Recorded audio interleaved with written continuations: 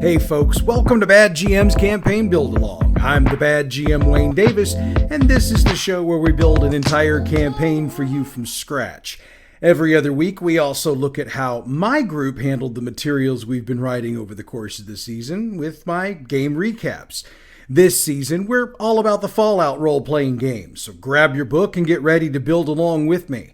If you don't have one, check out your local game or bookshop, or check out the Modifius Entertainment website. That's modipius.net. No outstanding notes for this week's show, except to once again apologize for the mess up with the group recap 2 weeks ago. I can assure you we played last week, so we've got a recap this week. Speaking of recaps, before we start building this week, we need to recap what we built on last week's show. Victor and the group headed to the Twisted Tap, and Victor took some of the group inside with him, while the rest posted up outside to watch for unwanted or unwelcome visitors. Victor and his group were specifically waiting for the arrival of the mysterious Longsworth, and the outside group saw him first, but not before they saw a group of super mutants escorting a ghoul to the front. As they waited inside, Victor did meet with Melanie Zombrowski, along with other people assumed to be part of the St. Louis underworld. They also met with the ghoul, who identified himself as Jesse Arnott, noting that he'd taken over Barnabas O'Reilly's businesses. By this point, the outside group was bored out of their minds, but they didn't have to wait much longer for Longsworth. He stood out from the others who'd come and gone, wearing a white suit and blood-red tie when most everyone else wore black.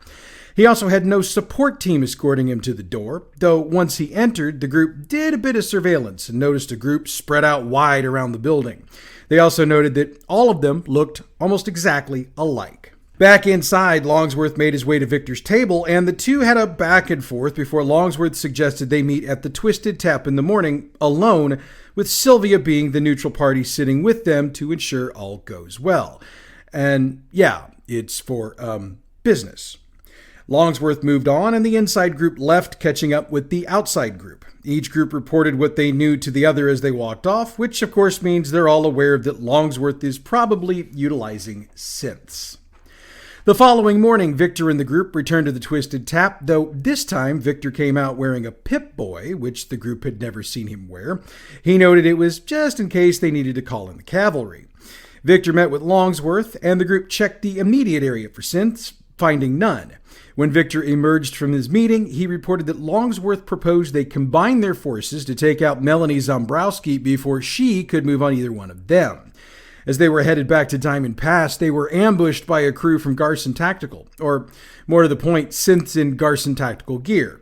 They fought, and when the group succeeded, probably barely, they made their escape, with an exceptionally annoyed Victor still trying to figure out who wants him dead. That's where we left off last week, and this week we'll pick up with Victor and the team back in the safety of Diamond Pass, inside Victor's office at the Third Base Saloon. He's removed the Pip-Boy, pulled both of his weapons out and dropped them unceremoniously on his desk, and has pulled any remaining ammo from his coat pockets. He tosses the coat onto a table against the wall, drops into his chair, and almost immediately begins thinking out loud. And he'll be talking at a faster pace than normal. I'd also believe he'd be cursing profusely, though I'm not going to put that in here since I try to keep this show family friendly. If you are a user of profanity, however, feel free to color this however works best for you. We were obviously supposed to believe that Garson Tactical was taking another shot at us. Well, at me, most likely, but they are still pretty sore with you, so anything is possible. The question is whether or not we're supposed to find out about the synths, or if we were supposed to either be dead or run away. This leads to a completely different question. If we were supposed to find the synths, were we supposed to link them to Longsworth? Yes? No? Maybe? So let us follow a different path of thought for a moment. Let us assume that whomever orchestrated this attack wanted us to blame either Garson Tactical or Longsworth. I mean, if I wanted to get rid of someone I considered to be either a rival or a serious pain in the rear, I would do something similar. Taking that into account, I would say that for the moment, neither Garson or Longsworth are responsible, though I will begin making inquiries concerning the both of them. We, on the other hand, have two suspects that we will need to deal with ourselves. That's Melanie Zombrowski and that new fellow, Jesse Arnott. Whew. He finally pauses for a moment to allow the group to voice their own thoughts and concerns, and he'll logic out their thoughts as well. Bruno arrives with beverages for all and leaves a full bottle of vodka on Victor's desk. He pours himself a triple and downs the glass before he lays out his game plan to the group. We will start with Melanie. While I have not always had the best relationship with her, I do not believe that she would do something so blatant and obvious as to hit me with synth dress and Garson tactical gear. She would hire super mutants to jump me, or get one of her subordinates to come into my bar and blow it up. She would make sure there was little to nothing that could be traced back to her. So, this is what I would like you to do. Head to the brewery and request a meeting. I will give you a letter from me so that she understands you are there on my behalf. Do some digging. I trust that you can play this well enough so as to not give our hand away. I suspect she will play innocent to you for as long as possible, but if she had something to do with this, she will also drop hints. However, if you feel you need something extra to get her to open up, let her know that Longsworth has proposed joining forces with me to take her out. Gauge her reaction to that and act accordingly.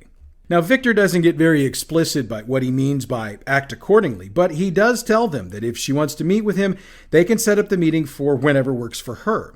He also lets them know that while they're doing that, he will be working to pull as much information as he can on Jesse Arnott, as he intends to have the group head over there next. Now, I need to pause for a moment to clarify something. If, by chance, Barnabas O'Reilly is still alive in your game, he's the one the group will be seeing next. Obviously, Victor doesn't need to pull info on him. What he'll be doing instead is reaching out to him through intermediaries to set up a meeting for tomorrow morning, and he'll expect the group to go there with him. So the group's on the clock. That doesn't mean they don't have a few minutes to freshen up, eat, and buy more ammo. I mean, let's be honest here. They've just been in another firefight, so they're going to want to wait a minute before they head out. It's still mid-morning, so they've got plenty of time. Once they've done those things, it's off to the Lemp Brewery. Now, I've not been doing the walk time properly over the course of the show to this point. Heck, there have been several different walks to other places I haven't done properly. Anyway, I'm going to try to fix those moving forward so that we've got a more realistic time span going on. And I said that because the walk from Diamond Pass to the Lemp Brewery will actually take closer to an hour than the times I've given in the past. As has been the habit recently, we're going to go without an encounter along the way, mostly because the group just had a pretty major one earlier. We've done some background into the Lemp Brewery in the past, and I also laid out some basics on the design and layout, so check those out in the archives. I think our time here is better spent getting into the interaction. Melanie Zombrowski comes to collect the group from the lobby within minutes of their arrival, and she's dressed as she has been in the past when they've been here, if they have. Black cargo pants, black t-shirt, and hair pulled back in a serious bun. She takes the group back to a conference room and offers beverages. I don't think we need to play out the entire dialogue of this conversation here. What we will do is outline it, and you can bring it to life however you choose. So, unless the group leads with the Longsworth offer to Victor, she's going to play coy with the group. The truth of the matter is that she does know about the attack on Victor and the group, but that comes from word she's gotten from her people, as well as reports from so-called neutral sources. She is not responsible for it, though. If you want to make your group work for it, and they're probably going to want to make rolls, it's Charisma plus Speech difficulty 2. That will confirm what I just said. Once she's been made aware of Longsworth's deal, her demeanor will, change on a dime. She's no longer being coy and instead gets dead serious. She wants to know as much about the deal as the group knows, and they know everything Victor found out in his earlier meeting. If the group doesn't bring it up first, she will suggest that she needs to meet face-to-face with Victor and would like to meet at the Third Base Saloon, asking that the group let Victor know that she'll be there around 7 o'clock tonight, as she needs to be at the brewery until they shut down for the evening. She will thank the group for bringing the information to her attention and will escort them back out to the lobby, and they can leave from there. Since Victor told them he was going to work to dig up information on Jesse Arnott with the intentions of sending them to meet with him next, the group should probably return to Diamond Pass to meet with him. But we let them off the hook once, we're not doing it again. They'll be hit by another group of those Synth and Garson clothing dudes, one per group member. If you haven't printed off the character sheet for those, they're up on the website, so make sure that you do so. And a little something different this time. Once the attacking group gets to half its size, those remaining will take off in different directions. There's a reason for that, but we'll get to it later on. Maybe this show, maybe one down the road. With the combat concluded, they can safely return to Victor. Needless to say, the topic of the group being ambushed again is going to come up at some point, as will the conversation they had with Zombrowski. Victor will address those before getting into what he found. Insofar as the ambush, his theory is that whomever attacked them this morning has probably been keeping tabs on the group, as they'd already probably figured. He will also theorize that the attack was intended to do one of two things, if not both. Shift their focus from who would want to attack Victor to who would want to attack the group, or to take out the group so that Victor would lose the most effective weapons in his arsenal. Either way, it's now obvious somebody's playing for keeps, and they need to figure out who pretty darn quick. Victor's agreeable to meet with Zombrowski, especially since she didn't so much ask as insist on it. He wants the group to go check out Jesse Arnott and be back before the meeting starts, as he wants them present for it. That's where he'll share what he's managed to dig up in the couple of hours the group's been gone. According to his sources, Arnott has been handling operations for O'Reilly in West County, mostly personal protection and gambling, but there are also rumors that he'd been acting to remove competition for the boss in that area as well. Arnott didn't wait long for O'Reilly to be gone before he apparently waltzed into the office, informed all the associates he was taking control, and killed a couple of the super mutants to prove his point. The sources say he's ruthless, efficient, and deadly serious. They also say he could convince a man to confess to things he'd never done without laying a finger on him, so he cautions the group to not underestimate the man under any circumstances. By this point, it's around 1 p.m., so Victor urges the group to head over to the office as soon as possible so they can get a meeting, get through it, and get back in time for the Zombrowski meeting at 7. He also authorizes the group to let Arnott know that Longsworth had suggested to him, meaning Victor, that he was interested in joining forces in order to take out Arnott and take over the business. Yes, he fully admits it's not true, but since he doesn't quite know where Arnott stands on all of this, he's willing to take a chance that Arnott isn't responsible, and the way to find out is to throw that out there, then keep tabs on him until or unless he asks to speak with Victor face to face. And again, he wants the group to handle the discussions how they see fit.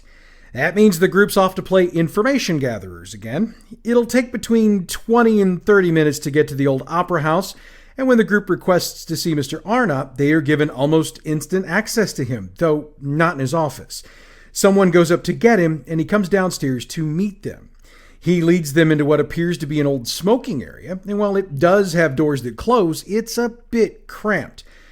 Arnott doesn't look as sharp as he did when the group saw him at the Twisted Tap. He's not wearing his suit coat, his tie is askew, and his pants look like they haven't been ironed in days. He's also sweating heavily and appears to have the jitters. Let the group make an intelligence and medicine check, difficulty 3. Success means they figure out he's a chem user, and by the looks of it, he's out of whatever his favorite is. If the group gets 4 successes, they realize he's addicted to mentats, though the specific type isn't known.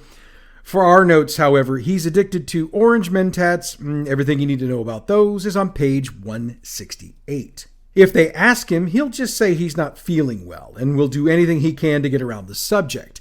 However, for those looking to use this as their way in, it's charisma plus speech, difficulty 2. That takes into account the withdrawal symptoms Arnott is feeling, by the way. A success will cause him to admit he's jonesing for more orange mentats, and if the group just happens to have some of those, he will gladly tell them what they want to know for the mentats.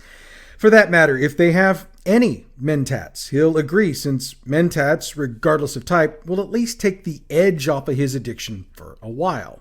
If they fail the check, he'll just continue to deny. However, they can make another charisma plus speech check, difficulty 1, to take advantage of his current condition to work around what Arnott may or may not know concerning the attacks on Victor and the group. It's simple. He knows nothing. He has nothing to do with synths, as he finds them to be an abomination. He prefers to use super mutants, and I think we all can see the irony in that. If he's confronted about O'Reilly's previous association with iRobotics, he'll tell them that the deal was ended when he took over this part of the business, and it came from iRobotics, since they apparently found themselves a new partner to work with. And no, he doesn't know who that is. He will also admit, with the success, that Longsworth approached him about combining forces to take out Victor. He notes, however, that there's something about Longsworth that he doesn't quite trust, so for now he's willing to not get involved, as he'd prefer to stay on Victor's good side.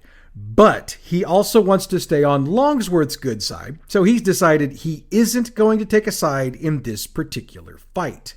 And no amount of convincing is going to change his mind on that. Insofar as the possible war between Victor and Longsworth goes, he's intending to be Switzerland. If the group gave him mentats, he'll give them one more piece of information, and that is that they might want to dig into iRobotics, but do so on the sly. He believes there's a lot more to them than anyone knows, and while he'd like to do it, he's got his hands full with trying to fully secure his position at the top of the heap in this organization. If the group tells him what Victor suggested, he'll merely shake his head and say something along the lines of, "Shouldn't have surprised me." Now, if the group didn't have mentats to give him, or gave him something else, he's working on coming down. The advantage for the group is that all of their checks will be one difficulty lower, though he'll be rambling and mixing words and phrases a lot, so it'll take more talking to get it all out. I don't want to write that up here because I want it to be in your voice so it sounds natural. The info they can get here is everything Arnott has, and they leave shortly afterwards. By the time they get back to Diamond Pass, they've got a couple of hours until Melanie Zombrowski shows up to meet with Victor, and he, of course, wants to hear how the meeting with Arnott went. We'll assume the group got all of the information. Victor's not surprised that Longsworth tried to make a deal with Arnott, noting that it would be what I would do in his position. He also seems almost pleased that Arnott has chosen, for the moment at least, to keep his group out of what is coming next. Victor explains. What that means to us is that while he might not be out there with his men trying to eliminate either side, he will be willing to sell or exchange information. Sometimes it's better to have the enemy be neutral than to face them in a fight. He's not surprised to find out Arnott's addicted to a substance. He will note that it will make him easier to deal with in the future, especially if we need to ensure he is on our side, or at least not on the side of whomever we ultimately have to fight. He doesn't spend a lot of time on the Arnott angle. He seems content to let that sit for the moment, though he does acknowledge needing to get more information on iRobotics so the group can make another run at them. Instead, he wants to focus on where the group will be during his meeting with Melanie Zombrowski. He intends to have it out in the club proper and will use his corner booth to hold it, since it's dark, private, and a bit out of the way. He'll have the group spread out around the club, noting that they don't need to hear what is said, only to ensure Zombrowski doesn't bring a team to try to eliminate him. How the group decides to spread themselves out is a decision for them to make themselves. Let them take as much time as they want to make that call, and this would be a good time to figure out just how the third base saloon is laid out. Frankly, this is one of those you can lay out however you'd like. Just note that it's 2 stories high, with the second floor open to the floor below so people can see what's going on. It's also not a whole lot bigger than about 1,500 to 2,000 square feet. Obviously, if you're not in the US, convert that to meters. I'd almost argue you could drop it below 1,200 square feet, especially since there's that second floor. That floor, thanks to the hole, is about 400 square feet less than the first floor.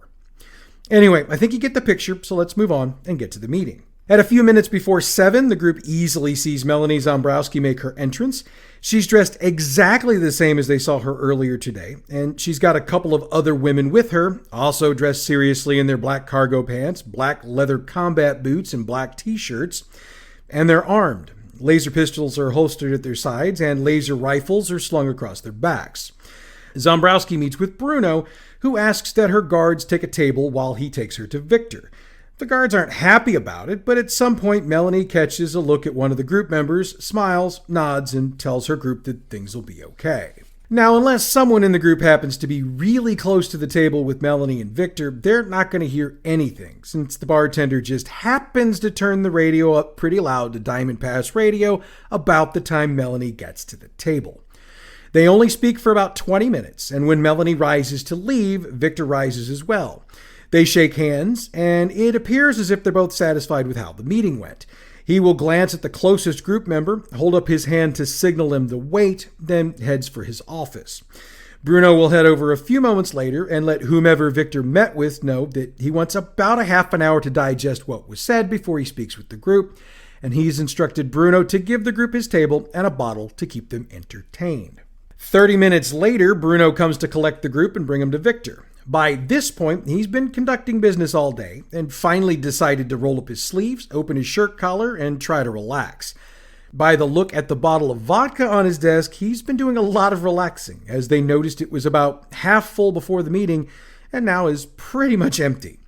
He gestures to the group to sit, then brings them up to speed on his meeting. For the most part, Melanie told me the same thing she told you earlier.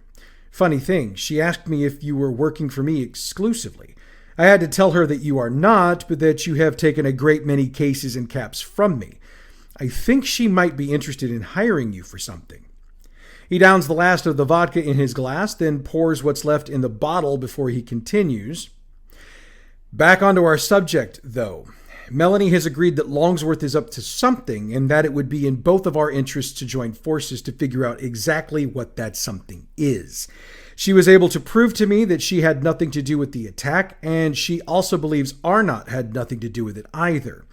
Her intelligence says that Arnott does not have the muscle to pull that off right now, as he is still trying to settle the balance of power. He nods in acknowledgement of the group having pretty much gotten that same information earlier. He does add, however, Melanie told me that her guards have noticed some odd people wandering around the perimeter of the brewery at different times of the day.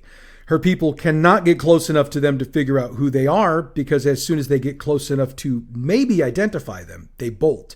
So I suggested that perhaps we should watch the Watchers, see where they run to, and then see what we know about that person or persons. And he gives an almost apologetic smile as he continues. I volunteered you to handle this. You are already working this for me. You have already been attacked twice because of this, so I would assume you would like a chance to find out who is doing this and get your revenge. If the group agrees to do it for nothing, he certainly won't stop them. However, he's willing to allow them to barter, and while he'll start at 100, the barter check can be done to see if they can get more. Now that we've got actual numbers for Victor, thanks to the character sheet, use those. Also, that 100 is 100 caps per group member. Regardless of how the barter goes, once it's done, Victor requests that the group get to the brewery around 10 o'clock and set up to keep an eye on it overnight. And since that's going to be a whole thing on its own, we're going to stop the build here for this week. Next week, we'll pick up with this whole overseer thing and see where it might lead. Now it's time to get into my group session from last week, but before we do that, we need to recap what we did the time before. And the answer is this. Not a whole heck of a lot. The group grabbed the 4 jobs off the board and decided to try the first one, which was the liquor delivery to the north side of the city. They had the 2 gang encounters, and the game ended right after the second one. So we had a lot of canvas to paint on this week, and here's what happened. We picked up with the group approaching the area of North St. Louis where Briar lives. They met with the security and were escorted to his home. Briar thanked them for delivering his booze, and when they asked if there was anything else they could do for him, I made a roll for Briar. Rolling well, I decided that he would be so thankful that they'd actually thought to ask him that he told them to see him if the robots were ever looking for upgrades. It was at that point that the characters finally thought to look around the room, and that's when I got the opportunity to point out that the place is a robot repair person's hoarding paradise. They realized that good old Briar might just be willing to help them out. And I did, though I should have probably thought it through a bit more before I agreed to do it. See, Tyler's been wanting a flamethrower for his robot for quite some time, and he asked if it would be possible to replace his buzzsaw. I decided that he could, because without reading the stats on a flamer, I thought, what's the worst that could happen? Famous last words. Jim helped Tyler work all of that out, and when he was going over everything it could now do, I realized I might have given him a bit too much. And to his credit, Tyler made it clear that if I thought it was too much, he'd give it up. But I have a saying, which is that the game's primary purpose is to be fun for the players. So I went with it. Moving on. With the job done and the group paid, they decided to work on the next closest job, and they've basically decided at this point they're not going to do the job that requires them to treasure hunt a case of Nuka-Cola Quantum, which really doesn't surprise me. I basically figured they'd never do it, but I included it because your group might. That means the next one is the extermination job at the church. The group headed to Soulard and met with Walter, who explained what he needed done. He also made it very clear that keeping damage to the church to a minimum was part of the job, and I did that because I really didn't want to see Tyler burn it to the ground. They didn't want to enter as a group since they weren't sure what all was in there, so Jim decided to float up to the second floor and try to see what was there. I did note that he could see 3 green figures through the glass, though he wasn't sure what else there was. Since they needed better numbers, Gabe decided to head inside and see what was there, since as a ghoul, the feral ghouls inside wouldn't attack him. He was able to note about a dozen ferals in there, and so he headed back outside so the group could game plan. The group spent a decent amount of time discussing their plan, but what they ultimately came up with was this. Since there are glowing ones inside the church, only those with immunity to radiation would actually be inside the barrier walls around the church.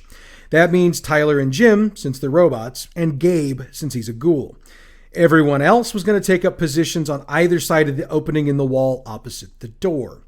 Gabe would open the door, let 3 or 4 ghouls out, then shut the door and hold it shut while the group dealt with the ghouls. Once that was done, you let more out, lather, rinse, repeat. So that's what they tried to do. Gabe let the first 4 out, but he had a difficult time keeping the door shut, so 4 more came out at the end of the first round. Same at the end of the second round. However, it didn't much matter since everyone seemed to be rolling well and they were dropping ghouls like it wasn't a big deal. Once those were done, they were waiting for the glowing ones to come out, but they didn't. Jim floated back up to the windows and figured out why. The doors were closed. So he did the obvious thing and shot his laser through the windows and killed the ghouls. Now, I could have chosen to have him roll all of his hits, but since the doors were closed and I was fairly sure they wouldn't jump through the windows, I just decided that he got them, eventually. That meant it was time for the group to enter the church, scavenge on the 3 floors, then head to the basement. If you'll remember back when we wrote this up, I said there would be 4 mole rats for each group member. After running it, I realized this was way too much. So if you haven't run it yet, cut that number in half. Seriously. It took us 8 rounds to run this combat, and that was with not using hit locations on the mole rats. Otherwise, who knows how long it would have gone. I used the mole rat's ability to burrow and pop up, so that's partially what took so long. However, since they were in the basement, it was determined that Tyler could now safely use his flamethrower, so long as he aimed down, which he did and took out 4 rats each time he hit. Like I said, it was a slog, but they prevailed, and it took well over an hour to run both combats. So if you haven't run it and you don't cut things down, be prepared to be at it for a while. The group met up with Walter and got their pay, which turned out to be about 150 caps per person. They also cooked up all the mole rat meat, so they've got that as well. We wrapped the session at that point, and that's where we'll pick up next time. That also means we've come to the end of this week's show. While you're waiting for next week's show to hit, why not check out our other podcast, Role Playing History? This week, we've got the first half of our list of the best role-playing game adventures ever, and we're celebrating the 2-year anniversary of the show. Role Playing History is available wherever you get your podcasts or on our website, badgmproductions.net. All Fallout role-playing game materials mentioned on this show are the trademarked and copyrighted properties of Modifius Entertainment through their license with Bethesda Games, and they're used on this show for entertainment purposes only. If you'd like to check out all of the fine products produced by Modifius, check out their website, modiphius.net. The music we use for this show comes from Pixabay.com. Check them out for all your license-free, royalty-free music needs. Bad GM's Campaign Build-Along is a production of Bad GM Productions. Check us out on Facebook at facebook.com/gaming/BadGMProd, on Twitter at BadGMP, YouTube and Tumblr, Bad GM Productions. You can email us, badgmproductions@gmail.com, and online the website is badgmproductions.net. Next week, we find out just who or what seems to be stalking around the Lent Brewery and try to figure out what that means for your group. But that's next week. Until then, I'm the Bad GM Wayne Davis, and I'll see you at the game table.